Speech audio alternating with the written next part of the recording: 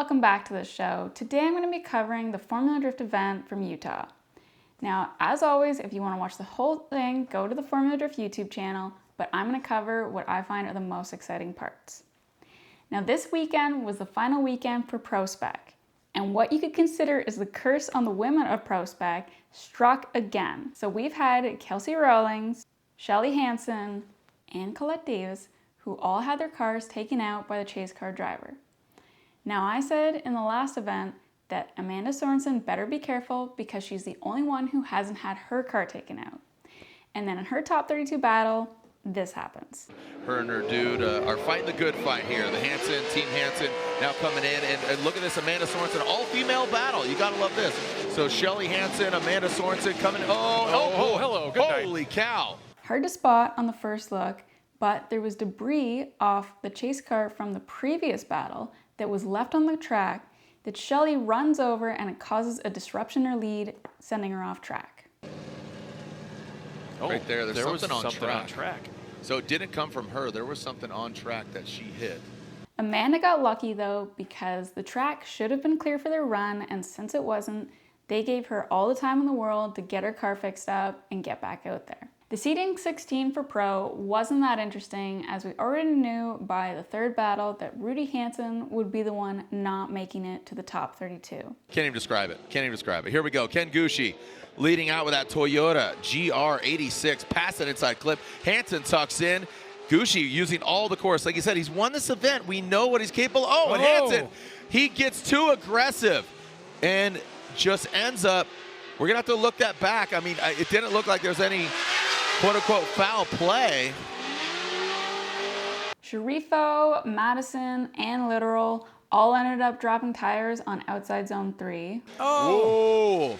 Once we get through here, I mean, Dimitri's on throttle pretty early. Oh, and I knew that was going to happen. Gucci and Hurst have a one more time battle where Gucci goes way off on outside zone 4, and while all cameras are trained on him, Hurst barely makes it over the finish line with his car lighting on fire. Here we go. Jonathan Hurst will lead. Ken Gucci chasing him down.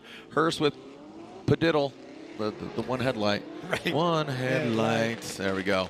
Mr. Cool, caddy into the caddy daddy, comes into outside zone 3. Drop top, flip flops, tank tops. Now Ken Gucci tucks in. Outside zone 4. Whoa! Whoa! And Gucci goes way off course.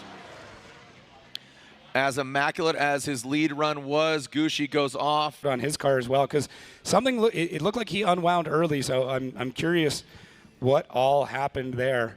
In the top 32, you had Madison, Hobson, O'Sullivan, and Haitley all lose their battles after going off track. Look at Matt Field. You can see him adapting to more of a straight line approach. Madison gets in the dirt. Oh, that is way off. Yeah. Astro drops in. Ben Hobson does as well. He's all up in the smoke, and Ben Hobson goes into the outside zone 4. There goes Trent Beecham. O'Sully once again, 1, 2. Oh, buddy. Maybe tap it just kind of like the dirt. And speaking of the dirt, 1, a 2, a 3. Then Nick Novak beats out Frederick Osbo, and this sets things up. So if James Dean makes it past the top 16, he automatically becomes the 2025 champion. A must-win for Frederick Osbo. 50 points or higher after Salt Lake City to have a chance at a 4th title. And there we go, Frederick Osbo into that second inside clip or outside, into outside zone 3. Look at Novak right there next to the 3-time champ. Novak not giving him any room. What a chase job by Novak in this last outside zone. Make some noise for Osbo and Novak. Brandon Sorensen went against Jeff Jones, and this is where a new rule the judges added comes into play.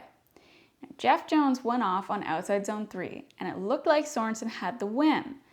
But on Sorensen's initiation, he entered the bubble that they added, and this caused an incompleteness lead, giving Jones the win. Jeff Jones will be chasing him down. Again, they both had little mistakes either here and there, but Brandon, he had a really good lead run on that first battle. Let's see how he hit. Ooh, buddy, and goes into that third outside zone. Jeff Jones shoots off. And then through that outside zone 4. Into the dirt, into the dust. In the top 16, this bubble comes up again, in the battle against Castro and Trenton Beecham, when Castro rides the line of the bubble and gets an incomplete. Trent Beecham cracking him down in that LS BMW. Here we go, Castro out front in the, again, Toyota 86, now ripping into that third outside zone. More of a straight line approach. Need to see, there he goes, and throw some more angle at it. But that does allow Trent Beecham to have good proximity, and now diving in on outside zone 4. This is it. I mean, this is what we expected. Connor Shanahan went against Dylan Hughes, and it seemed like Dylan got a bit too aggressive when he sticks to the side of Connor's door, causing Connor to straighten. Like, oh, there's no doubt the dozer's going to be banging into him. Come on, Dylan. Deliver. Jacob said it. Now do it. Dance. Here we go. It's slam dance. Going to outside zone 3. Attaboy, Jacob. Look at that. That's not the announcer's curse. That's the announcer's gift. Oh, but look at this. Oh, the transition. He was there too much.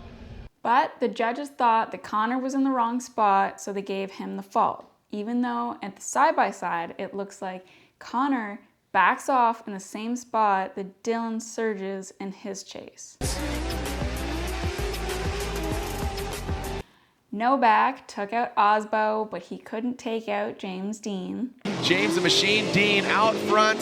Again, this is a must-win for James Dean to advance on. But if James Dean wins, Osbo is out of championship contention. James Dean into that third outside zone, that Pennzoil RTR Spec 5 FD. Now to that final outside zone, Novak. Not as pressure-filled is that BMW. In the top 8, Matt Field beats out RCP when Rome goes off on outside zone 3. Here we go, Matt Field, the Beast from the Bay, the Boiler Performance, Heatwave, Lean Customs Corvette out front, Garagistic BMW initiates in tow. Perfect placement on that inside clip by Matt Field. Slingshotting away into that third outside zone, but Rome, holy cow, here, marinating, smoky, holy cow. The amount of smoke off of Matt Field's car, completely spy huntered Rome Charpentier. And Dean beats out Forsberg, making his points gap even bigger.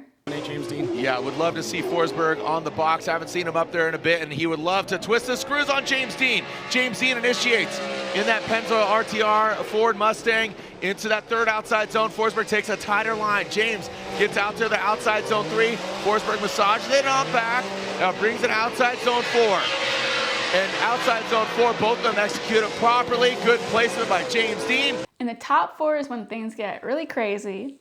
Matt Field goes against Dylan Hughes, and after 2 one-more-time battles, Dylan gets aggressive and drives up the side of Matt's car, parking his E46 on his hood. In the overall championship, Matt Field, the Beast of the Bay, Boiler Performance, Corvette, bang, slides it into the outside zone 1, pass perfectly outside, or excuse me, inside clip 1, the one and done. There goes Dylan Dozer once again. Oh, wow. This is a new one as well. Somehow, Matt gets his car fixed in the 10-man allotment and gets back out there and wins the battle. For the win here in Utah, Dylan Dozer Hughes initiates outside zone 1. Pass that inside clip into outside zone 2. Good execution. Dylan needs to let it all hang out because he is at fault. So now going to outside zone 3. Dylan right there. Matt Field stays in it. Now transition to outside zone 4. Dylan, a great lead run. Yeah. Dean goes against Adam LZ, and Dean toes the line with that bubble. Let's send it for a potential championship run for James the Machine Dean. This Pennzoil Mustang RTR Spec 5 FD. James Dean goes into that second outside zone, into the third outside zone. Adam LZ cuts in on the inside, drops right into formation with James Dean now going at looks like Adam LZ just went a little bit off. Now he dives into the inside. Adam LZ fights back. James keeps his car where the rubber meets the road and the middle tire. It looks like the front overhang is there, but I don't know about the front wheel. But LZ goes 3 wheels off on outside zone 4, giving Dean the win, and this is when they officially announced James Dean as the 2025 Formula Drift champion. Champion Adam LZ would love to take him down across the nose of that Ford Mustang. Goes to Drift HQ BMW. into that inside clip. James Dean, a little tighter line. Now to outside zone 3 goes Adam. Big angle from Adam LZ. Hanging it all the way out there goes Adam. James Dean drops into formation. Watch the transition. One last outside zone for glory for James the Machine Dean. Does he get it done? We got wheels off. We got tires off. We have dirt action. Then Dean puts the cherry on top of the event when he beats out Matt Field in the finals.